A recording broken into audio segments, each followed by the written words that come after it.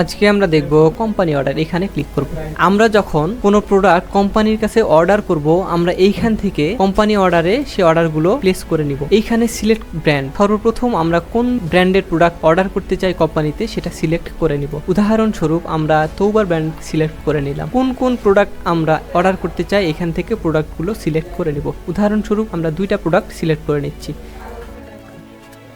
Product select করা হয়ে গেলে আমরা নিচে এসে প্রোডাক্টের পরিমাণটা উল্লেখ করে দিব। আমরা উদাহরণস্বরূপ এইখানে 10টা জায়নামাজ এবং 10টা এবিসি পিয়ানো অর্ডার করে দিলাম। এখন আমাদের ছোট জায়নামাজের ক্রয় মূল্য কত টাকা আমরা এখান থেকে সেটা বসিয়ে দেব। উদাহরণস্বরূপ 3000 টাকা এবং আমরা কত টাকা দিয়ে বিক্রয় করব সেটাও এখান থেকে লিখে দেব। উদাহরণস্বরূপ 3500 টাকা এবং এবিসি পিয়ানোর ক্রয় মূল্য 2000 টাকা এবং বিক্রয় মূল্য 2500 টাকা সিলেক্ট করে দিয়েছি। এরপরে নিচে আসবো। এইখানে যে মোট টাকা আমরা যদি সরাসরি কোম্পানিকে দিয়ে দিতে চাই তাহলে এখান থেকে নগদ জমা করে দিব। কোন ক্যাশ কাউন্টার থেকে আমরা তাকে টাকা দিতে চাই এখান থেকে ক্যাশ কাউন্টার সিলেক্ট করে নিব। সবকিছু হয়ে গেলে অ্যাড কোম্পানি অর্ডারে ক্লিক করে দিব। আমাদের অর্ডারটি সম্পূর্ণ হয়ে গিয়েছে। যখন কোম্পানি আমাদেরকে প্রোডাক্টগুলো ডেলিভারি দেওয়ার জন্য আসবে তখন আমরা এই পাশে কালেকশন অপশনে ক্লিক করব। করার পরে এইখান থেকে যদি কোম্পানি আমাদেরকে 2-1টা প্রোডাক্ট কম দেয় আমরা এখান থেকে সেটা এডিট করে সংখ্যাটা উল্লেখ করে দিব। যদি কম না দেয় তাহলে যেটা ছিল সেটা রেখে দিব। রেখে আমরা যদি কোম্পানিকে নগদ টাকা আগেই দিয়ে থাকি তাহলে